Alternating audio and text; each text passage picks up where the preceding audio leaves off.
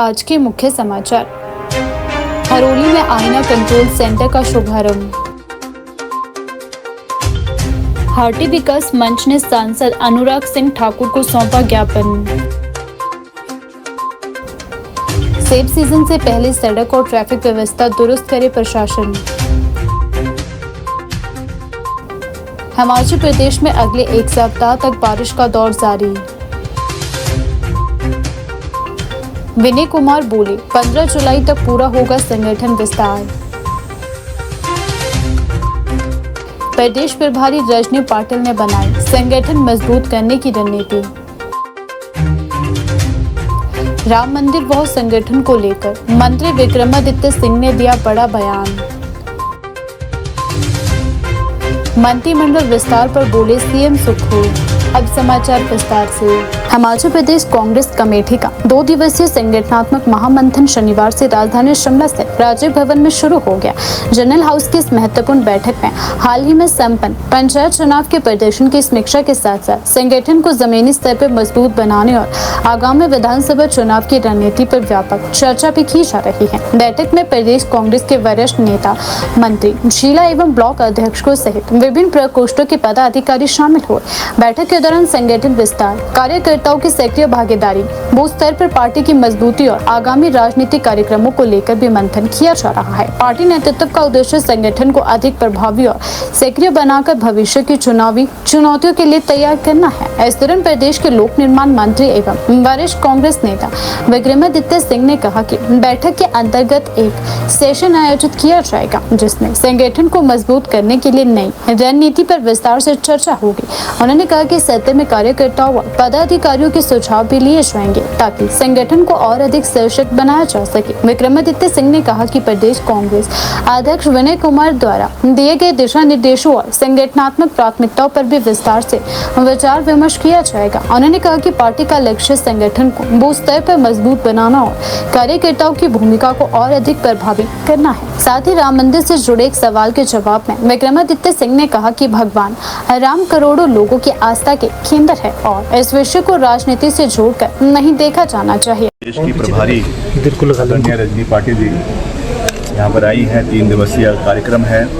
सभी पार्टी के जो नए चुने हुए पदाधिकारी हैं, नॉमिनेटेड पदाधिकारी हैं, पूरे प्रदेश में उनके साथ इंटरैक्टिव सेशंस करवाए जाएंगे और साथ ही साथ जो अभी हमारे पंचायती राज में बहुत अच्छा प्रदर्शन रहा है उसमें भी जो हमारे ज़िला परिषद है, पंचायत समिति सदस्य है, कई प्रधान हैं जो कांग्रेस पार्टी की विचारधारा से जुड़े हुए हैं, उनके साथ भी सकारात्मक बैठक करी जाएगी। सभी विधायकों के साथ, माननीय मंत्रियों के साथ, माननीय मुख्यमंत्री जी के साथ, और किस तरीके से हमारा आगामी जो इलेक्शन का ईयर है 2027, तो उसके लिए हमें आज से ही तैयारी करनी है, आज से ही नई रणनीति बनानी है।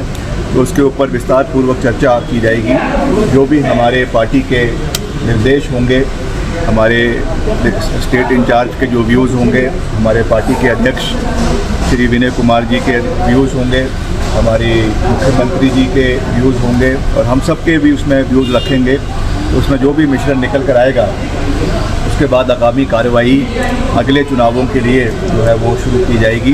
और साथ ही साथ जो सरकार की कार्य हो रहे हैं, कार्यप्रणाली है, उसके ऊपर भी चर्चा करेंगे। क्या उसमें अच्छे काम हुए हैं, क्या उसमें कुछ कमियां भी रही है, रहती भी है, सब सारे काम पूरे नहीं हो सकते हैं।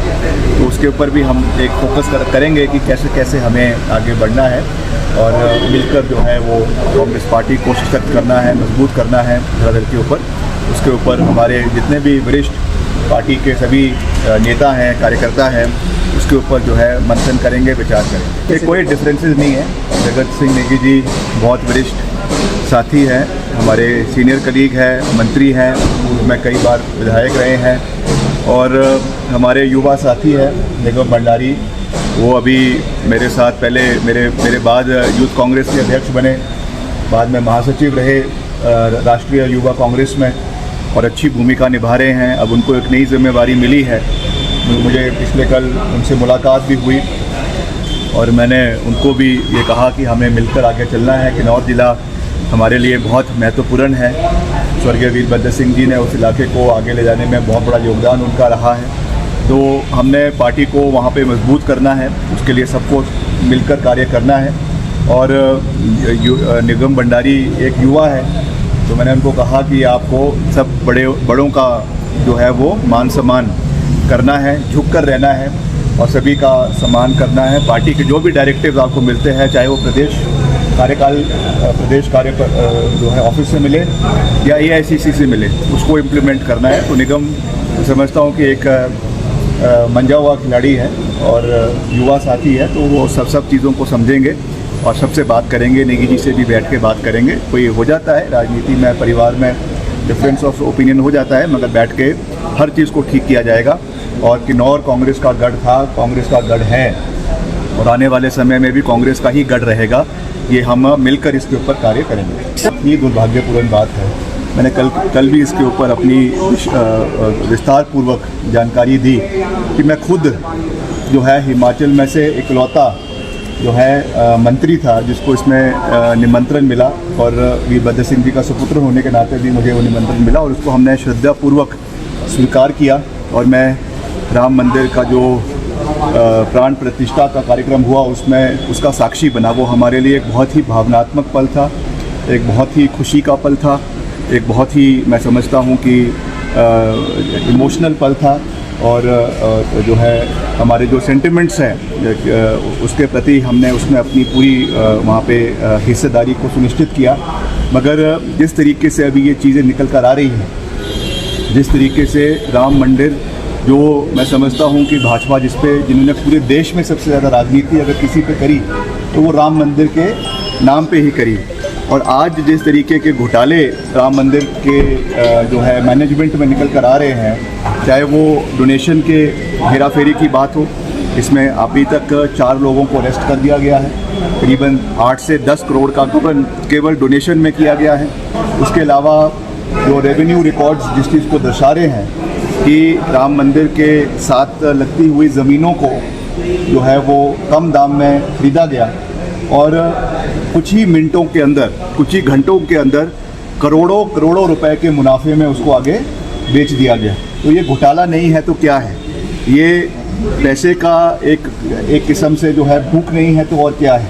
तो मैं तो यही कहूँगा, विनम्रतापूर्वक ये कहूँगा, भाजपा के नेताओं को ये कहना चाहूँगा कि आपको थोड़ी तो शर्म रखनी चाहिए थी कि जिन राम के नाम पे, जिन प्रभु नाम के नाम पे आपने पूरे देश में राजनीति करी, आपने उनके मंदिर की सैंक्टिटी को, की गरिमा को भी आपने ठेस पहुंचाई है, उनको भी नहीं छोड़ा।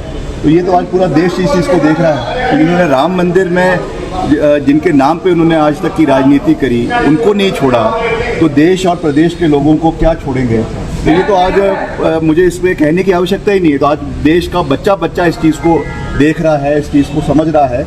ये कोई हमने तो किया नहीं है। SIT किसकी है? भाजपा की सरकार की है। योगी आदित्यनाथ जो है वो मुख्यमंत्री है। अब उन्होंने कहा है कि हमसे ये संभल नहीं रही है, तो अब इसको आगे CBI को दे देना चाहिए। हम इसमें ये कहते हैं कि CBI तो पेज्ड कैरेट है, जो इनका जो है तोता है। सुप्रीम कोर्ट इस बात को कह चुका है। तो ये जो इसकी इंक्वायरी है, ये सिटिंग जज ऑफ सुप्रीम कोर्ट की अध्यक्षता में, या तो CGI की अध्यक्षता में, या सीनियर मोस्ट जज ऑफ द सुप्रीम कोर्ट की अध्यक्षता में ये बैठक होनी चाहिए। इसका जो है इंक्वायरी होनी चाहिए। दूध का दूध और पानी का पानी होना चाहिए, क्योंकि ये केवल भाजपा और कांग्रेस की बात नहीं है, ये देश और प्रदेश के लोगों की आस्थाओं से जुड़े मसले की बात है। जिस तरीके का ये इन्होंने प्रहार मैं समझता हूँ राम मंदिर पे किया है, और साथ में राम मंदिर के साथ साथ जो हमारे करोड़ों सैकड़ों जो श्रद्धालु पूरे देश के अंदर है जिन्होंने वहाँ पे सोना दिया। अभी मैं देख रहा था एक दिन, जो सिंधी वर्ग है जिन्होंने वहाँ पे करीबन 100 किलो सोना दिया, चांदी दिया, उन्होंने जवाब मांगा है, लिखित रूप से लिखा है राम मंदिर ट्रस्टी को कि हमने इतना जो है 100 किलो चांदी दिया है, उसका पूरा हिसाब दिया जाए। आज अगर मंदिर में ही इस तरीके के क्वेश्चन मार्क लगने शुरू हो जाएंगे, तो मैं समझता हूँ कि ये उनकी कार्यप्रणाली पे एक बहुत बड़ा जो है वो धब्बा है, और इसको प्रधानमंत्री जी को इसमें इंटरवीन करना चाहिए। इस पर हाई लेवल इंक्वायरी करनी चाहिए, और जो भी व्यक्ति इसमें इन्वॉल्व है उनको सलाखों के पीछे करना चाहिए, और उनको जो है बख्शा नहीं जाना चाहिए। आगामी सेब सीजन को देखते हुए चौपाल विधानसभा क्षेत्र के वार्ड संख्या 5 गोरली मर्डावक से जिला परिषद सदस्य अतुल शर्मा ने प्रशासनिक तैयारियों पर चिंता जताई है। उन्होंने एडीसी शिमला को ज्ञापन सौंपकर सेब सीजन शुरू होने से पहले सड़क, परिवहन और ट्रैफिक व्यवस्था को पूरी तरह मजबूत बनाने की मांग की है। उनका कहना है कि यदि समय रहते आवश्यक व्यवस्थाएं नहीं की गई तो इसका सीधा असर हजारों सेब उत्पादक किसानों और बागवानों की आजीविका पर पड़ेगा। अतुल शर्मा ने कहा कि ऊपरी शिमला की अर्थव्यवस्था मुख्य रूप से सेब बागवानी पर आधारित है। हजारों परिवार पूरे वर्ष की आय सेब उत्पादन पर निर्भर करते हैं। ऐसे में सेब सीजन के दौरान बेहतर सड़क और परिवहन व्यवस्था सुनिश्चित करना प्रशासन की प्राथमिक जिम्मेदारी होनी चाहिए। उन्होंने कहा कि सरकार और प्रशासन को इस दिशा में पहले से ही व्यापक तैयारी करनी चाहिए ताकि किसानों को किसी प्रकार की परेशानी का सामना न करना पड़े। उन्होंने बताया कि पिछले वर्ष कई क्षेत्रों में सड़कें खराब होने और परिवहन व्यवस्था सुचारू न होने के कारण बड़ी मात्रा में सेब समय पर मंडियों तक नहीं पहुंच पाया था, जिसके चलते अनेक बागवानों को आर्थिक नुकसान उठाना पड़ा। उन्होंने कहा कि इस वर्ष भी बरसात का दौर शुरू हो चुका है और 15 जुलाई से विभिन्न क्षेत्रों में सेब सीजन आरंभ होने जा रहा है, लेकिन अभी तक जमीनी स्तर पर पर्याप्त तैयारियां दिखाई नहीं दे रही है। उन्होंने कहा कि यदि इन सड़कों की समय रहते मरम्मत नहीं की गई तो सेब से लदे वाहनों की आवाजाही प्रभावित होगी और किसानों को भारी नुकसान उठाना पड़ सकता है। बरसात के दौरान सड़कें बंद होने की स्थिति में सेब की समय पर ढुलाई सबसे बड़ी चुनौती रहती है। अतुल शर्मा ने प्रशासन से मांग की है कि सेब सीजन शुरू होने से पहले सभी मुख्य और वैकल्पिक मार्गों को यातायात के लिए पूरी तरह तैयार किया जाए। साथ ही संभावित भूस्खलन और सड़क अवरुद्ध होने की स्थिति में निपटने के लिए जेसीबी, पोकलेन और अन्य आवश्यक मशीनरी पहले से ही संवेदनशील क्षेत्रों में तैनात की जाए ताकि सड़कें कम से कम समय में बहाल हो सके। उन्होंने कहा कि सेब की ढुलाई के दौरान हर घंटे की देरी किसानों को आर्थिक नुकसान पहुंचाती है, इसीलिए आपदा प्रबंधन की तैयारियां पहले से सुनिश्चित करना आवश्यक है। आज हमने इस विषय को लेकर ज्ञापन दिया है कि हमारा सेब सीजन शुरू होने वाला है। 15 दिनों में लगभग सेब सीजन लोअर बेल्ट्स में शुरू हो जाएगा, लेकिन अभी तक प्रशासन की जो है तैयारियां सेब सीजन को लेकर कुछ नहीं है। ये चिंता हमने इसलिए जाहिर की है क्योंकि पिछले साल बड़े लंबे समय के बाद किसान बागवानों की एक अच्छी फसल लगी थी और किसान बागवानों को बड़ी उम्मीद होती है, अच्छी फसल 3-4 साल बाद लगती है कि इस बार जो है हम पैसा कमाएंगे। लेकिन पिछले साल हिमाचल प्रदेश में सेब की जो दुर्दशा हुई ऐसी हमने आज तक नहीं देखी। एचपीएमसी के गोदामों में हजारों बोरियां जो है सेब की सड़ गई और सेबों के जो है रेट जीरो रेट हो गया, नो रेट हो गया। 250 रुपए, 300 रुपए, 400 रुपए की सेब की पेटी किसान बागवानों को बेचनी पड़ी। आड़तियों ने अभी तक पैसे नहीं दिए। एचपीएमसी ने 1 साल हो गया सेब की पेमेंट लोगों को नहीं की है। और जो है सड़कों की स्थिति सभी को पता है कि सड़कें खराब होने के कारण जगह जगह पर लोगों के गोदामों में, एचपीएमसी के गोदामों में सेब सड़ गया। इसी विषय को लेकर आज हमने ज्ञापन सौंपा है। डीसी साहब से हमने मिलना था, वो किसी बैठक में गए हैं, तो हमने एडीएम साहब को ज्ञापन दिया और सारी अपने क्षेत्र की समस्या भी हमने बताई कि जो हमारा, मैं चौपाल क्षेत्र से जिला परिषद का सदस्य हूं, तो चौपाल से जो हमारा देहा वाला मुख्य मार्ग है उसमें 50-60 पेड़ ऐसे हैं जो गिरने की स्थिति में, कभी भी कोई दुर्घटना हो सकती है, तो उसके लिए परमिशन दी जाए।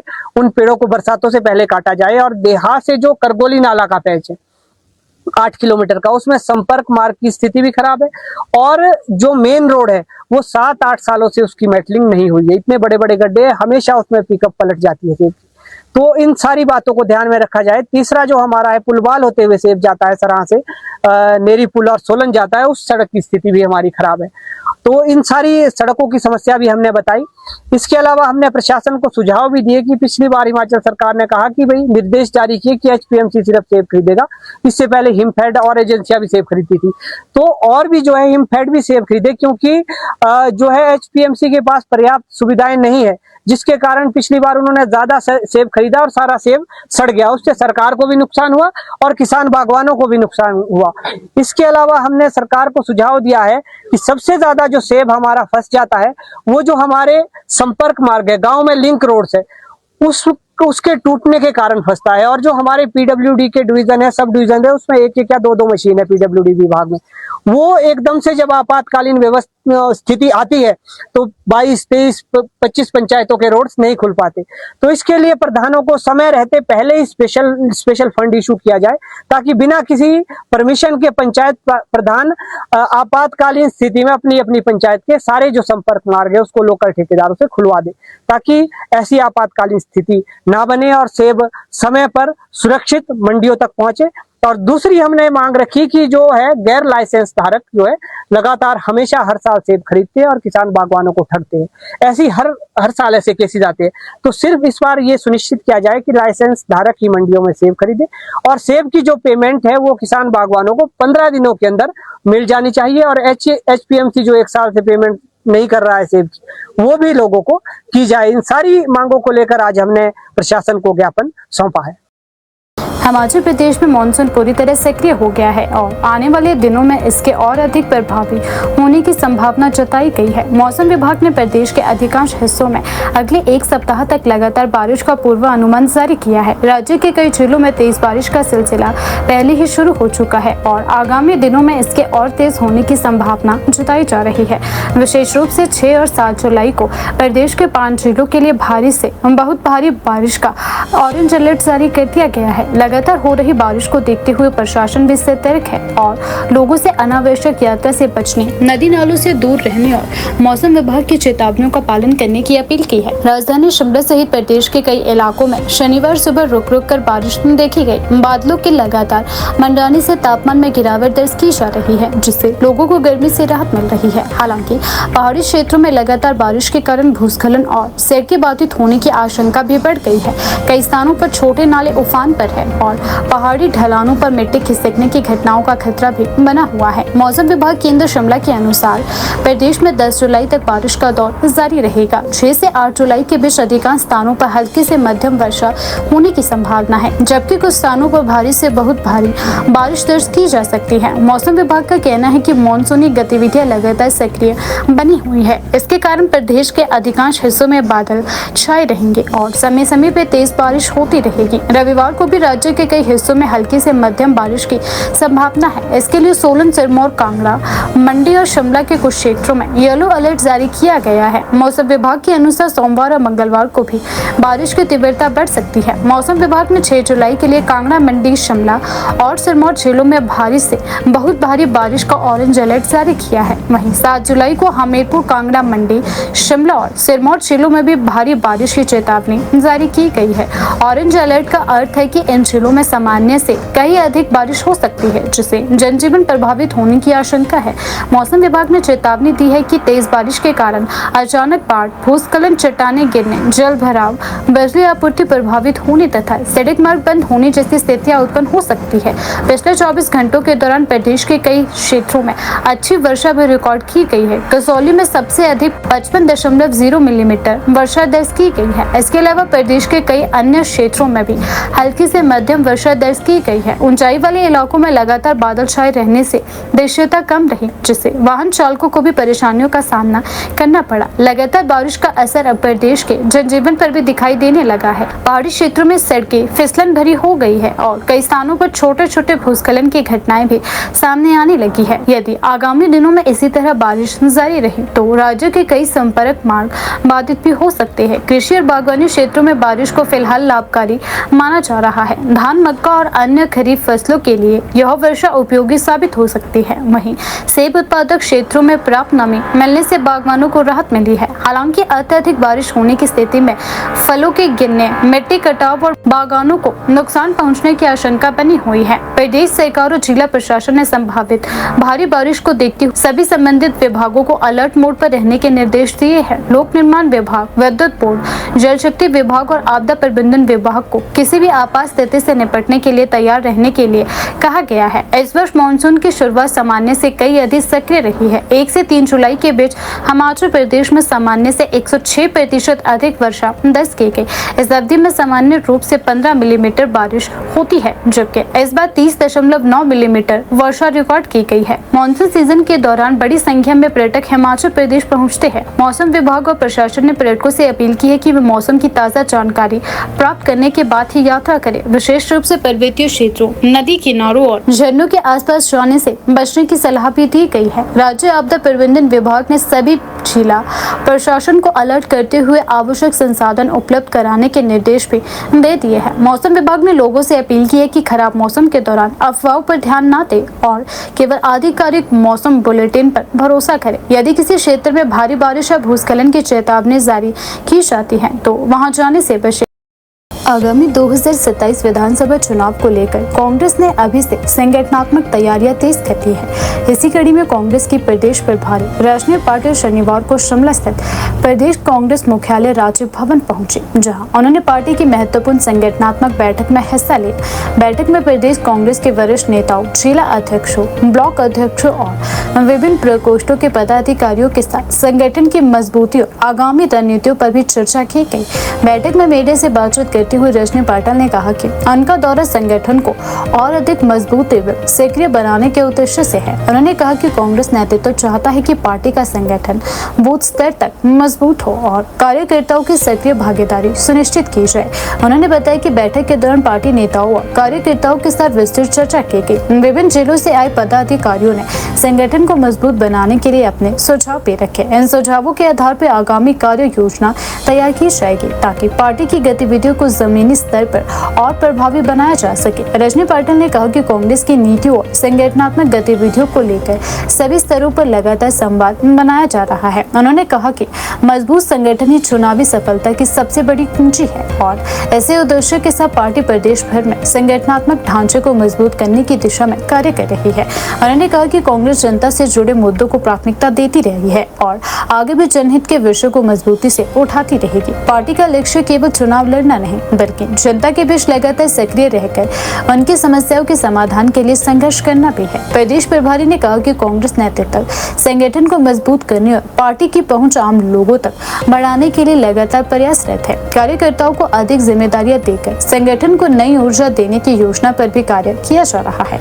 बैठक में आगामी कार्यक्रमों, संगठन विस्तार, बूथ स्तर पर सक्रियता बढ़ाने और भविष्य की राजनीतिक रणनीति पर भी विचार विमर्श किया गया। पार्टी नेताओं ने विश्वास जताया कि मजबूत संगठन और कार्यकर्ताओं की एकजुटता के बल पर कांग्रेस आगामी चुनावों में बेहतर प्रदर्शन करेगी। कांग्रेस ने स्पष्ट संकेत दिए हैं कि 2027 विधानसभा चुनाव अभी भले दूर हो, लेकिन पार्टी ने संगठनात्मक स्तर पर तैयारियां शुरू कर दी है। शिमला में आयोजित यह बैठक उसी रणनीति का हिस्सा माना जा रहा है।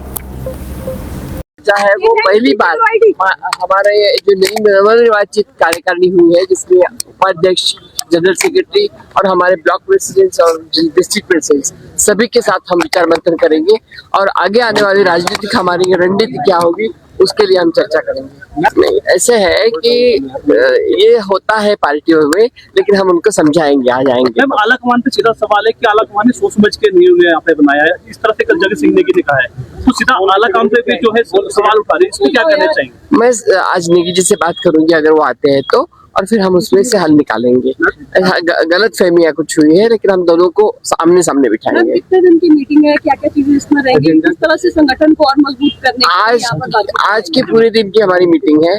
उसके बाद में कल हम हर एक फ्रंटल ऑर्गेनाइजेशन की चीफ और उनके लोगों को मिलेंगे और फिर 16 और 17 को अभी निश्चित नहीं है, हमारे जो हाईकमांड है वेणुगोपाल जी वो धर्मशाला आएंगे और वो सभी हमारे पीएससी पॉलिटिकल अफेयर्स कमेटी जो है उनके साथ बात करेंगे और उनका मन जानने की कोशिश करेंगे। मैडम, दो महत्वपूर्ण मुद्दे हैं, एक राम मंदिर, दूसरा एथेनॉल का मुद्दा। क्या कहेंगे, क्या स्टैंड है इसमें कांग्रेस पार्टी? राम मंदिर के लिए स्पष्ट स्टैंड है हमारा कि हमने राम को लाया है, इसलिए आप हमें लाइए, ऐसे उन्होंने बोला था। इन्होंने अगर राम को लाया तो राम का चंदा कहाँ गया? चंदाखोरी का जो काम उन्होंने किया है उसके लिए पूरा निषेध है और इसके आगे हमारी यही आज हम रणनीति तय करने के लिए हम बैठे वाले हैं कि इसके लिए हम किस तरह से आंदोलन करें, क्योंकि राम का चंदा किसी को भी मान्य नहीं है। सबने अपने अपने हैसियत से सबको चंदा दिया था राम मंदिर में, लेकिन राम मंदिर का जिस तरह से उन्होंने दुरुपयोग किया उसके लिए कठिन से कठिन छोटी चुटपुटियों को पकड़ से कोई फायदा नहीं है। इसमें जो मेन आधार है उनको पकड़ना जरूरी है। सिटिंग जज से मांग करते हैं आप जांच की, जो बिल्कुल सुप्रीम कोर्ट की छुट्टी, लेकिन अभी तो ऐसा हमें परेशानी होती है कि किसके ऊपर भरोसा करें। लोगों ने ही समझना चाहिए, लोगों ने हाथ में लेना चाहिए। पेट्रोल मिलाया जा रहा है और गाड़ियां खराब हो रही है। वो अभी तक प्रूव नहीं हुआ है कि गाड़ियां खराब हो रही है कि नहीं, ये आक्षेप हो रहा है। लेकिन इसमें अगर खराब हो रही है तो उसके लिए हमें बंद करना चाहिए। मुझे नहीं लगता कि पूरा का पूरा इथेनॉल यूज कर सकते हैं, लेकिन इसके लिए कुछ तो कुछ साइंटिफिक रीजन होगा ही अगर यूज करते। तो हम बेवजह किसी के ऊपर आरोप नहीं लगाना चाहते, तो जिसके लिए हम जानकारी रखते हैं उसके लिए हम बात करेंगे। मंत्रिमंडल में एक पद खाली चल रहा है, अब 1.5 साल रह गया है, क्या भर लिया जाए? हम कोशिश करेंगे अभी थोड़ा सा मंत्रिमंडल में बदलाव हो और सब अच्छे रहे। रीशफलिंग के लिए ही हम कोशिश करेंगे। उसी मीटिंग के लिए हमारे वेणुगोपाल जा रहे हैं। हिमाचल प्रदेश के उप मुख्यमंत्री मुकेश अग्निहोत्री ने आज ऊना जिले के हरोली में पुलिस विभाग के अत्याधुनिक integrated command and control centre आईना तथा CCTV command and control centre का विधिवत लोकार्पण किया। इस अवसर पर उन्होंने कहा कि प्रदेश सरकार कानून व्यवस्था को आधुनिक तकनीक से सशक्त बनाने के लिए लगातार प्रयासरत है और आईना परियोजना इसी दिशा में एक महत्वपूर्ण कदम है। इससे अपराधों की रोकथाम, ट्रैफिक प्रबंधन, आपातकालीन परिस्थितियों में तुरंत कार्यवाही तथा आम नागरिकों की सुरक्षा सुनिश्चित करने में बड़ी मदद मिलेगी। साथ ही उन्होंने प्रेस वार्ता को संबोधित करते हुए कहा कि बदलते समय के साथ पुलिस व्यवस्था को भी तकनीकी रूप से मजबूत बनाना आवश्यक हो गया है। आधुनिक निगरानी प्रणाली के माध्यम से पुलिस की कार्य क्षमता में वृद्धि होगी और अपराधों पर 24 घंटे नजर रखी जा सकेगी। उन्होंने कहा कि प्रदेश सरकार का उद्देश्य लोगों को सुरक्षित वातावरण उपलब्ध करवाना और पुलिस को नवीनतम तकनीकों से लैस करना है। मुकेश अग्निहोत्री ने कहा कि integrated command and control centre केवल एक निगरानी केंद्र नहीं बल्कि एक स्मार्ट पुलिसिंग सिस्टम है। इसके माध्यम से विभिन्न स्थानों पर लगे सीसीटीवी कैमरों से प्राप्त लाइव फुटेज की निगरानी एक ही स्थान से की जा सकेगी। किसी भी संदिग्ध गतिविधि, सड़क दुर्घटना, यातायात बाधा या कानून व्यवस्था से जुड़ी घटना की सूचना तत्काल संबंधित पुलिस अधिकारियों तक पहुंचेगी, जिससे समय पर कार्यवाही सुनिश्चित हो सकेगी। उन्होंने कहा कि प्रदेश सरकार चरणबद्ध तरीके से विभिन्न जिलों में भी ऐसी आधुनिक व्यवस्थाएं विकसित करने की दिशा में कार्य कर रही है। नई तकनीक के उपयोग से अपराधों की जांच अधिक प्रभावी होगी और अपराधियों की पहचान तथा गिरफ्तारी में भी तेजी आएगी। उन्होंने कहा कि डिजिटल तकनीक के माध्यम से पुलिस और जनता के बीच विश्वास भी मजबूत होगा। नहीं, देखिए, आज हरोली विधानसभा क्षेत्र देश की उन कॉन्स्टिट्यूंसियों में शामिल हो गया है जहां अपराध को नकेलने के लिए और नज़र रखने के लिए पूरा एडवांस्ड मैकेनिज़्म जो है यहाँ पे स्थापित हो गया है। और ये जो सेंटर बना है इस पे 5.5 करोड़ रुपए की लागत आई है। 5.5 करोड़ की लागत के बाद हमारे डीएसपी साहब के ऑफिस में हरोली कॉन्स्टिट्यूंसी के पूरी परिधि में कोई भी अपराध का प्रयास होगा या कोशिश होगी या कोई वायलेशन होगा, वो सारा जो है यहाँ पे लगे हुए जो हमारे टेलीविज़न सेट्स हैं इस पे वो सामने आ जाएगा। और इसको स्थापित करने के लिए हमारे प्रशासन ने, हमारी पुलिस ने और विशेष तौर पे हमारे जो हरोली के ऑफिसर्स हैं, डीएसपी रावत और इनकी टीम जो है हमारी, इन लोगों ने बहुत मेहनत की है और आज हम इस स्थिति में पहुंचे हैं कि हम इसका उद्घाटन कर रहे हैं। पूरे हरोली क्षेत्र में 200 कैमरा लग गए हैं कि किसी भी तरफ से कोई मूवमेंट होगी तो आज के बाद जो है अपराधी भाग नहीं पाएगा। और हमारे पास 7 तो ITMS लगे हैं जिन पे 1.5 करोड़ रुपए की लागत आई है ये इनकी इंस्टॉलेशन में।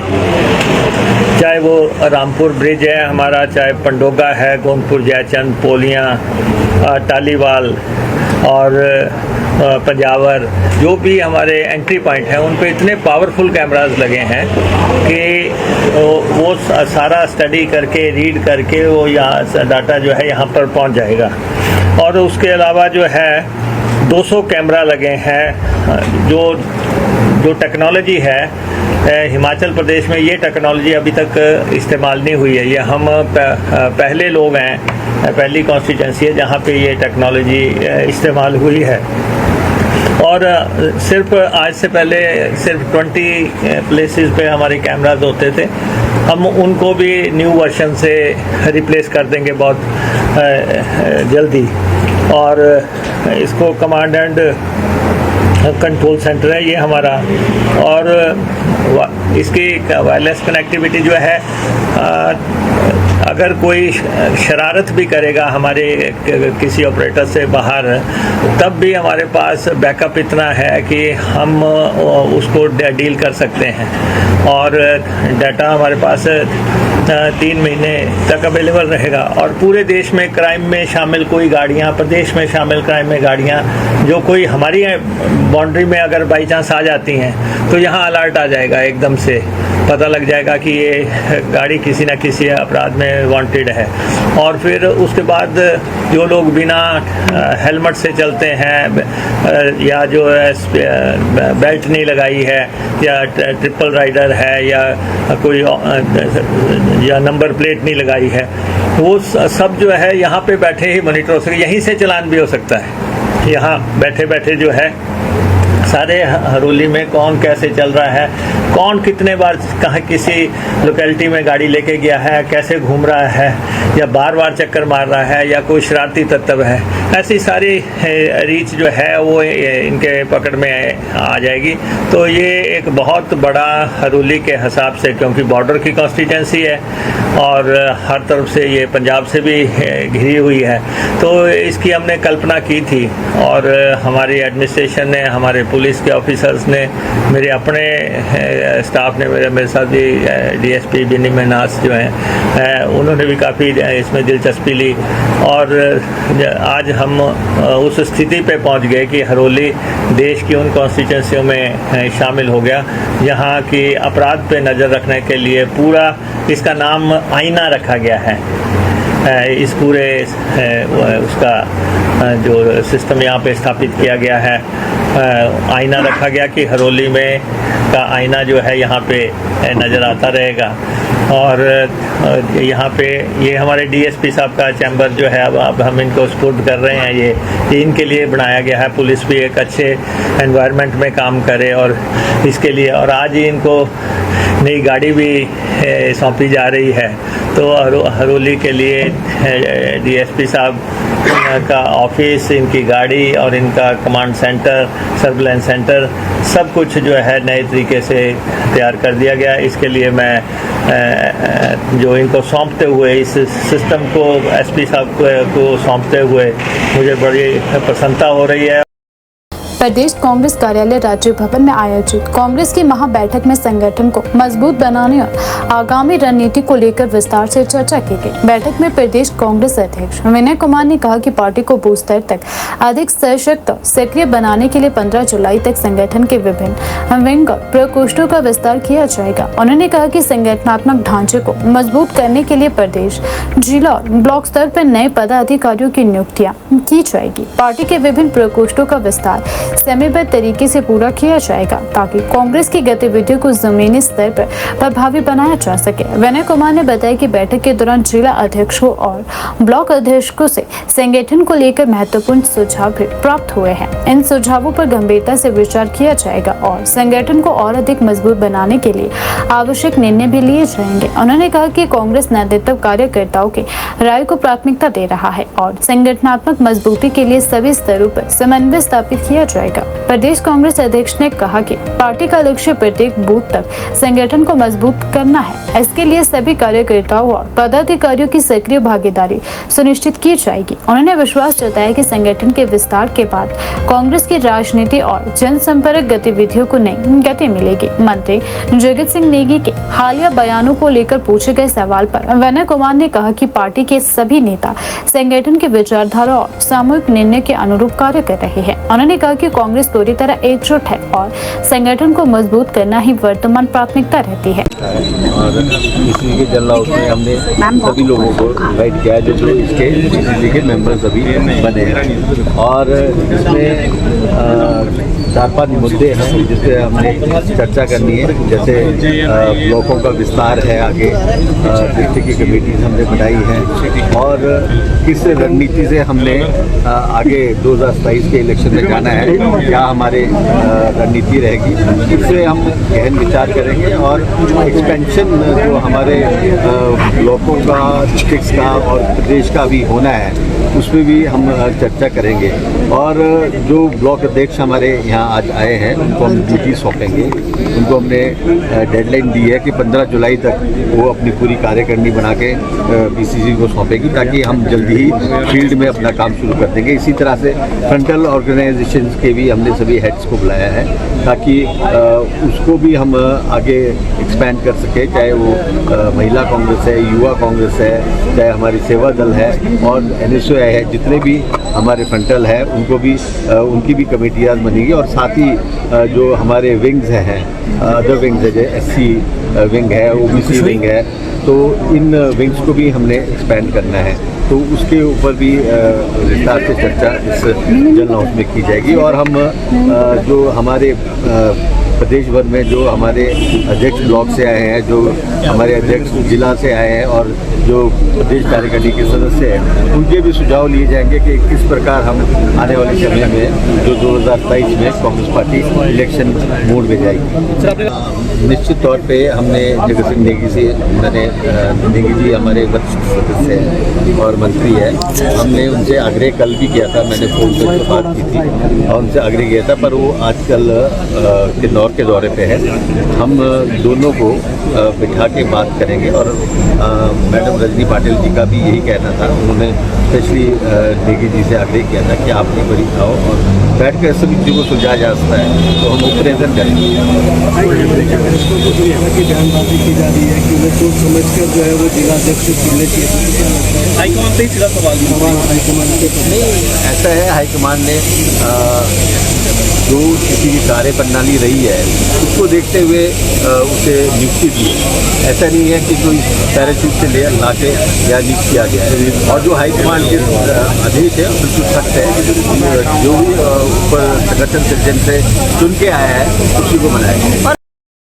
हाटी विकास मंच हिमाचल प्रदेश के प्रतिनिधि मंडल ने अध्यक्ष प्रदीप सिंह सिंगटा के नेतृत्व में लोकसभा सांसद एवं पूर्व केंद्रीय मंत्री अनुराग सिंह ठाकुर से मुलाकात कर हाटी समुदाय के अधिकारों, अनुसूचित जनजाति दर्जे के प्रभावी लोगों तथा गिरिपार क्षेत्र के विकास से जुड़े विभिन्न मांगों को लेकर ज्ञापन सौंपा गया। प्रतिनिधि मंडल ने बताया कि हाटी समुदाय को दिए गए अनुसूचित जनजाति दर्जे से संबंधित मामला हिमाचल प्रदेश उच्च न्यायालय में लंबित है, जिसके चलते पात्र युवाओं, विद्यार्थियों और अन्य लाभार्थियों को संवैधानिक लाभ नहीं मिल पा रही है। मंच ने केंद्र सरकार से मामले में प्रभावी पहल करने का आग्रह भी किया है। ज्ञापन में हाटी समुदाय के ST दर्जे का सभी विभागों में पूर्ण कार्य, न्यायालय में लंबित मामले के शीघ्र समाधान, सोलन राजगढ़ नोहराधार हरिपुर रोनहाट मीनस सड़क को प्रधानमंत्री गति शक्ति योजना में शामिल करने अथवा राष्ट्रीय राजमार्ग घोषित करने तथा युवाओं और महिलाओं के लिए विशेष कल्याणकारी योजनाएं शुरू करने की मांग की गई है। सांसद अनुराग सिंह ठाकुर ने प्रतिनिधि मंडल को आश्वस्त किया है कि हाटी समुदाय की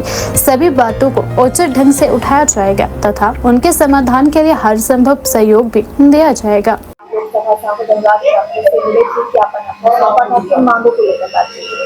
प्रदीप सिंगटा, अध्यक्ष हाटी विकास मंच, जो हमारी रजिस्टर्ड बॉडी है, और लंबे समय से हमारा जो मुद्दा था माननीय अनुराग जी से कल हमारी बहुत ही सौहार्दपूर्ण वातावरण में बातचीत हुई थी, जिसमें हमारा विषय था कि गिरिपार का जो हाटी समुदाय है उसको 4 अगस्त 2023 को भारत की केंद्र की सरकार माननीय मोदी जी की, नरेंद्र मोदी जी की सरकार ने लाखों हाटी समुदाय के लोगों को हक दिया था। उसके उपरांत राज्य सरकार ने भी 1 जनवरी 2024 को यह इम्प्लीमेंट किया, लेकिन मामला माननीय उच्च न्यायालय में विचाराधीन है। तो हमने मांग की कि केंद्र सरकार और राज्य सरकार इस विषय को मजबूती के साथ, जो 22 जुलाई को हमारी पेशी होने वाली है, वहां पे हाटी हितों की मजबूती के साथ पैरवी की जाए और ताकि लाखों लोगों को उसका हक मिल सके। दूसरा जो हमारा मुद्दा था वो गिरिपार का जो मजबूत हमारी महत्वपूर्ण सड़क है रोनहाट सोलन मीनस राजगढ़ रोनहाट हरिपुरधार, वो लंबे समय से बहुत ही दयनीय स्थिति में है। काफी समय से हमारा जो हाटी विकास मंच है, जिसमें हमारे डॉक्टर अनिल भारद्वाज जी है, हमारे BN भारद्वाज जी है, हमारे प्रवक्ता बलदेव समयाल जी हैं, राज जस्टा जी है, सभी हमारे मंच के तमाम लोग हैं, इस महत्वपूर्ण मुद्दे को काफी समय से उठा रहे हैं और इसमें हमने 1 साल के अंदर काफी प्रगति भी की है। अब हमने राज्य सरकार से भी आग्रह किया है कि इसकी शीघ्र ही डीपीआर बना के सेंट्रल गवर्नमेंट को भेजे। तो ये सारे कुछ एक हमारे मुद्दे थे। इन मुद्दों पर माननीय अनुराग जी ने भी बहुत ही अच्छा सकारात्मक पहल की और दूसरा जो हमारा मुद्दा सड़क का था, इस पे भी उन्होंने हमें पॉजिटिव आश्वासन दिया। बाकी हम पिछले दिनों हमारा जो राष्ट्रीय जनजातीय आयोग शिमला दौरे पे आया था, हिमाचल प्रवास पे आया था, पहली बार हाटी विकास मंच और हाटी समुदाय की ओर से हमने वहां पे रिप्रेजेंटेशन दी थी, बहुत ही शानदार रिप्रेजेंटेशन दी थी और उसके बाद हमारा माननीय नड्डा जी के समक्ष भी इस मुद्दे को हमने रखा था। देखिए, इसमें ऐसा है कि जब मामला उच्च न्यायालय में चला गया तो इसमें थोड़ा न्यायिक प्रक्रिया में एक प्रोसीजर है उसका, उसमें टाइम लगा, लेकिन फिर भी जो चाहे हाटी विकास मंच की बात है या दूसरे जो संगठन है इसमें कार्य कर रहे हैं और हमें उम्मीद है कि जो आगामी जो पेशी होनी है उसमें केंद्र और राज्य सरकार मजबूती से हमारा पक्ष रखेगी। देखिए, जो हमारे छात्र है करीब 50,000 से अधिक हमारे जो छात्र है इसमें लाभान्वित होने थे, उनके कुछ के सर्टिफिकेट 1 जनवरी 2024 को बन गए थे। तो हमने माननीय अनुराग जी से भी इस विषय को रखा कि केंद्र सरकार की जितनी जॉब्स है या तो उनका क्रियान्वयन किया जाए या फिर जो यहाँ पे इंटरिम स्टे है उसको तोड़ा जाए, क्योंकि इसमें एक जो बजट आना है सरकार की ओर से या स्टेट गवर्नमेंट में ट्राइबल सब प्लान के तहत जितना भी बजट आना है उसका डिस्ट्रीब्यूट भी ट्रांसगिरी के लोगों के लिए किया जाए, ताकि क्योंकि जो फाइनेंशियल ईयर है उसमें सरकार का जो बजट है वो केवल एक जगह ना लगा के, जो क्योंकि हम 4 अगस्त 2023 को जनजातीय घोषित हो चुके हैं और उसमें जो सारी कम्युनिटी है वो ट्राइबल है, मैक्सिमम जो हमारे खौश और भाट है वहां के वो सब जनजातीय में आ चुके हैं और करीब 1.5 लाख से अधिक हमारी जनसंख्या है जो सेंसस है 2011 के, उसके अनुसार ही हमने मांग की थी कि जो हमारा गिरिपार का क्षेत्र है वहां पे जो चाहे हमारे विद्यार्थी है चाहे हमारे युवा है उनको भी जो जनजातीय स्कीमें हैं उसका लाभ मिल सके। देखिए, मुद्दा तो लोग अब अवेयरनेस आ गई है और लोगों का ये अच्छी पॉजिटिव बात है कि लोग अब अवेयर हो रहे हैं। हाटी हमारा बहुत पहले से मुद्दा था, जब 1967 में जौनसार बाबर का एरिया घोषित हो गया था, उसी समय हमारे जो प्रोफेसर लोग थे और प्रबुद्ध ट्रांसगिरी के लोग थे उन्होंने इस मुहिम को चालू किया था। फिर उसके बाद इसमें अप्स एंड डाउन्स आते रहे और हमारी जो हाटी विकास मंच के हमारे जो साथी है हम लोगों ने इसमें दिन रात एक एक करके एक कॉन्स्टिट्यूशनल कागज तैयार करवा के दिल्ली से इसको हल करवाया और राज्य सरकार के चाहे माननीय प्रोफेसर प्रेम कुमार धूमल जी की बात है, शांता जी की बात है और जयराम ठाकुर जी की बात है और वीरभद्र जी की बात है और माननीय सुखविंदर सिंह सुक्खू जी की बात, सभी मुख्यमंत्रियों ने हमारे इस मुद्दे के लिए बहुत ही शानदार तरीके से पैरवी की है। राजधानी शिमला स्थित राजीव भवन में आयोजित हिमाचल प्रदेश कांग्रेस कमेटी के 2 दिवसीय संगठनात्मक महामंथन में मुख्यमंत्री सुखविंदर सिंह सुक्खू ने भी हिस्सा लिया। बैठक में संगठन की मजबूती, आगामी राजनीतिक रणनीति, पंचायत चुनावों की समीक्षा और विधानसभा चुनाव की तैयारियों को लेकर मंथन किया गया। इस दौरान मुख्यमंत्री ने मंत्रिमंडल विस्तार, राम मंदिर चंदा विवाद और संगठनात्मक मुद्दों पर खुलकर अपनी बात रखी। मीडिया से बातचीत में मुख्यमंत्री ठाकुर सुखविंदर सिंह सुक्खू ने कहा कि प्रदेश मंत्रिमंडल में एक पद अभी खाली है और उसका भरा जाना आवश्यक है। उन्होंने कहा कि मंत्रिमंडल विस्तार कब होगा इसका अंतिम निर्णय कांग्रेस हाईकमान ही लेगा। मुख्यमंत्री ने बताया कि यदि मौसम अनुकूल रहा तो 16 और 17 जुलाई को धर्मशाला में प्रस्तावित राजनीतिक मामलों की समिति की बैठक में इस विषय पर चर्चा हो सकती है। मुख्यमंत्री ने स्पष्ट किया कि सरकार और संगठन के बीच बेहतर समन्वय के साथ आगे की रणनीति तैयार की जा रही है। उन्होंने कहा कि कांग्रेस संगठन को जमीनी स्तर पर और मजबूत बनाने के लिए लगातार कार्य किया जा रहा है और कार्यकर्ताओं की सक्रिय भागीदारी सुनिश्चित की जाएगी। राम मंदिर चंदा विवाद पर मुख्यमंत्री ने कहा कि यह अत्यंत गंभीर मामला है और कहा कि भगवान के नाम पर एकत्र किए गए चंदे में यदि किसी प्रकार की गड़बड़ी हुई है तो दोषियों को किसी भी कीमत पर बख्शा नहीं जाना चाहिए। उन्होंने कहा कि मामले की निष्पक्ष जांच होनी चाहिए और दोषियों के खिलाफ कड़ी से कड़ी कार्यवाही की जानी चाहिए। वहीं कांग्रेस की प्रदेश प्रभारी रजनी पाटिल ने भी संगठनात्मक मुद्दों और मंत्रिमंडल विस्तार को लेकर महत्वपूर्ण संकेत दिए। उन्होंने कहा कि हिमाचल मंत्रिमंडल में रिक्त पद को भरने और आवश्यक फेरबदल को लेकर पार्टी स्तर पर विचार किया जा रहा है। इसी सिलसिले में कांग्रेस के राष्ट्रीय महासचिव केसी वेणुगोपाल के धर्मशाला दौरे की भी संभावना है, जहां संगठन और सरकार से जुड़े विभिन्न विषयों पर चर्चा की जाएगी। जिसमें सभी ब्लॉक कांग्रेस कमेटी के अध्यक्ष सम्मानित मंत्रीगण जो यहाँ उपस्थित है वो सब शामिल हो रहे हैं। सभी डिस्ट्रिक्ट प्रेसिडेंट और जो ब्लॉक के प्रेसिडेंट है, कैसे भारतीय जनता पार्टी की जो झूठ का प्रचार है उसको कैसे मुंह तोड़ जवाब देना, इस संदर्भ में हमारे प्रदेशाध्यक्ष विनय कुमार जी ने जो बैठक बुलाई है और इसमें अभी चर्चा हुई है। मैं थोड़ा सा बारिश के कारण लेट हो गया हूँ, लेकिन अभी चर्चा पिछले 2-2.5 घंटे से लगातार चली है। कोई भी विषय रिपीट नहीं होता, ये जनता तय करती है। लेकिन ये बात साबित है कि भारतीय जनता पार्टी हिमाचल प्रदेश में 2027 में नहीं आएगी और इनके विधायकों की संख्या भी अभी जो है उससे कम हो। काम नहीं है। जगत नेगी जी हमारे सवेरा नीचे करो यार, उन्होंने कुछ अपने विचार रखे हैं और राष्ट्रीय स्तर पर कांग्रेस का काम राष्ट्रीय महासचिव है।